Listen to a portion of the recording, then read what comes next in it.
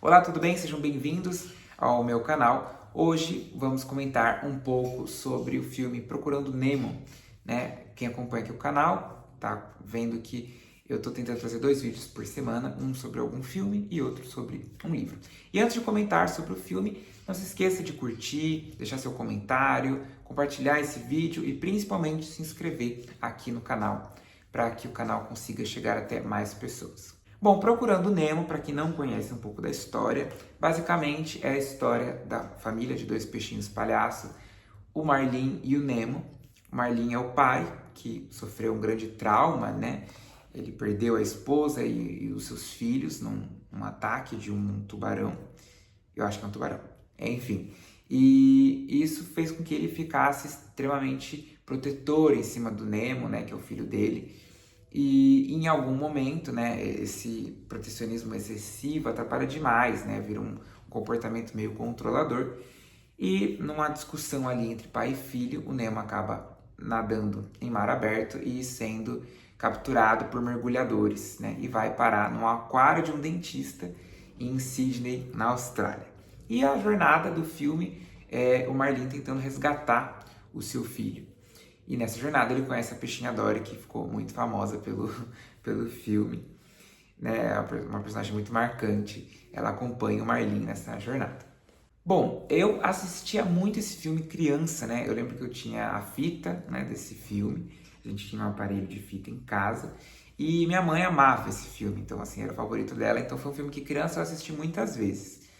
Mas eu acho que faz aí uns 16 anos que eu não assisti esse filme, se eu não me engano. Inclusive a versão que eu assisti no Disney Plus tem alguns dubladores diferentes, né, de quando eu assistia criança. Eu não sei exatamente por que isso acontece, mas alguns filmes acabam passando por uma redublagem, né? Procurando Nemo foi um deles, mas alguns personagens específicos, não todos. Mesmo, né, fazendo uns 16 anos que eu assisti, eu lembrava do filme todo e lembrava de muitas falas, inclusive. Tem uma coisa meio cultural entre eu e meu irmão, a gente sempre conversou muito usando referências de filmes, assim. E Procurando Nemo era um deles, obviamente, que a gente assistiu bastante. E, e assim, o filme tem uma mensagem tão bacana que ele não envelhece. Ele continua ótimo, assim, né? E acho que quanto mais adulto você é, mais profundo ele fica, né? É um filme muito forte, tem muitas coisas ali, muitas questões, muitas reflexões trazidas mesmo, né? E é um filme muito emotivo, acho que ele toca as pessoas de um modo especial. Acho que principalmente quem é mãe e pai, eu não sou nem mãe nem pai. E ele já é emocionante, mas acredito que para quem é pai, ele ainda seja mais tocante ainda. É impressionante porque o filme é lindo, visualmente ele é muito bonito, né? É um filme que parece que eles pegaram o mar mesmo e colocaram os personagens em cima, né? Mas é tudo, enfim, tudo criação. É muito bonito, ele tem toda uma dinâmica, os reflexos, as cores, é muito vivo. Os peixes acabam, né, todos os seres marinhos ali, eles são adaptados de uma maneira muito legal, porque eles continuam respeitando muito a forma animal deles, mas por outro lado, com, né, traços antropomórficos que deixam eles muito humanos ao mesmo tempo. E o filme funciona de uma maneira que você se emociona com peixes, entendeu? Né? Você consegue se identificar e ter compaixão pela história, né? Isso que é o mais louco, né? É feito de uma maneira tão bacana, tão perfeitinha assim, que você consegue se identificar ali, né? Em seres marinhos. Eles conseguem humanizar esses personagens de uma maneira muito interessante. E o roteiro é muito amarradinho, assim, é um filme que dá gosto de ver, porque tudo faz muito sentido, a história toda se conecta, os personagens têm a sua complexidade, não são personagens superficiais que só aparecem para ajudar ou atrapalhar a história. Não, todos têm características interessantes e muitos deles trazem um peso para a história, né?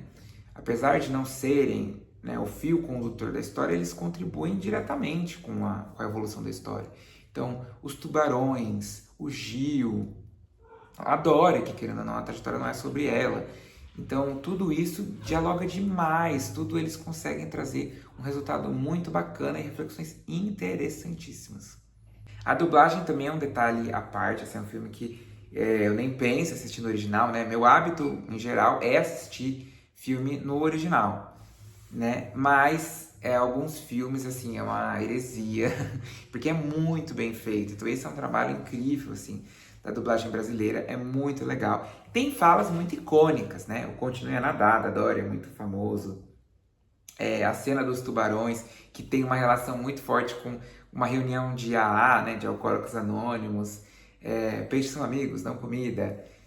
O nome, né, do lugar, Pecharma 42, Wallaby Sydney, tudo isso ficou muito marcado, né?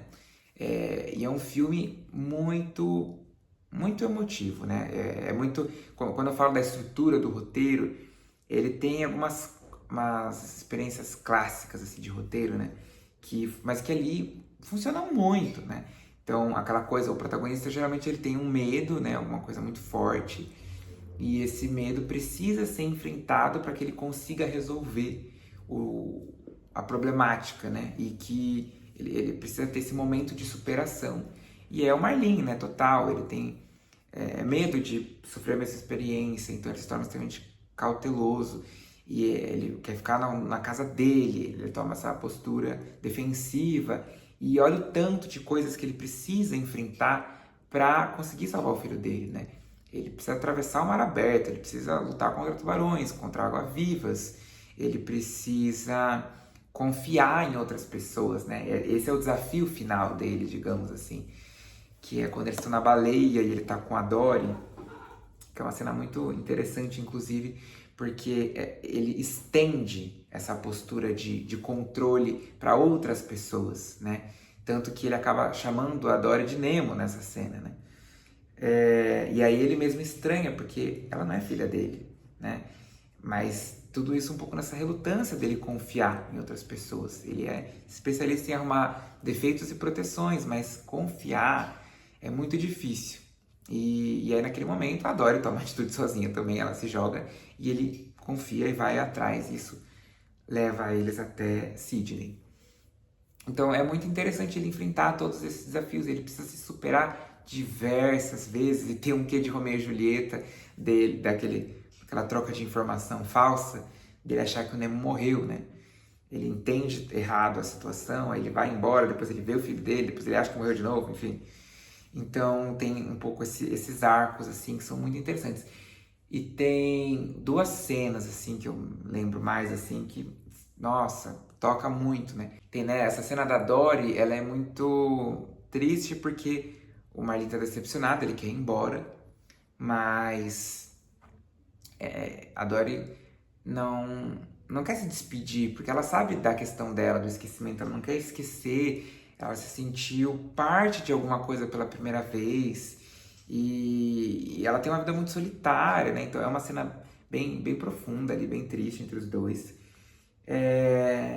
Também tem uma outra, bem no finalzinho, né, esse momento onde o Marlin e o Nemo reatam, né? Eles conseguem finalmente se encontrar. O Marlin achou que ele morreu, né? E aí ele pede desculpa, né? O pai, eu não te odeio, porque no momento do atrito entre eles no início do filme, ele fala que ele odeia o pai, porque é uma revolta, né? Na verdade, ele tá revoltado com o pai, porque o pai dele não deixa ele fazer nada. E aí ele solta, mas justamente por essa separação deles, ele entende um pouco o peso dele ter dito aquilo. Ele poderia ter morrido, o pai dele poderia ter morrido, eles poderiam ter se visto pela última vez, né?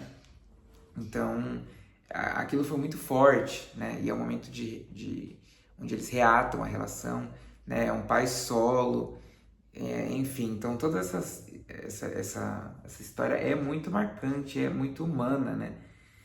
Então, é um filmaço, assim, foi um prazer reassistir depois de tanto tempo e ver que o filme ainda continua ótimo e acho que vai ser assim durante um bom tempo, né? Acho que é um filme que se torna um clássico, assim, porque é uma mensagem que, enquanto tiver humanidade e relações familiares, ele vai ser relevante, né?